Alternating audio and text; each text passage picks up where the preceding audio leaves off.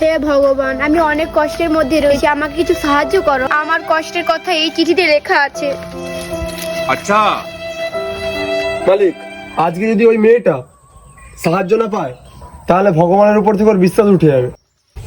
যা, তুই চিঠিটা উঠে নিয়ে আসবি যা। আমার 20,000 টাকা দরকার, ভগবান আমাকে সাহায্য করো।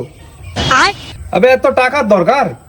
আরে মালিক, তোমার তো অনেক টাকা, বেচারাটা কি সাহায্য করে দাও না? আবে আমার পকেটে তো 5-7 হাজার টাকায় পড়ে আছে, চল এটা দিয়ে সাহায্য করে দিয়ে আসি বেচারিটাকে, চলো। এই তোর টাকার দরকার ছিল যে এলে, এতে 5-7 হাজার টাকা আছে। তুমি কি করে জানলে? এইটা ভেবে না আমাকে ভগবান পাঠিয়েছে। হে ভগবান, এবার থেকে টাকা দিলে আমার হাতে দেবে, কোনো দালালের হাতে নয়। এই শালা দালাল আমার হাত টাকা খেয়ে নিয়েছে।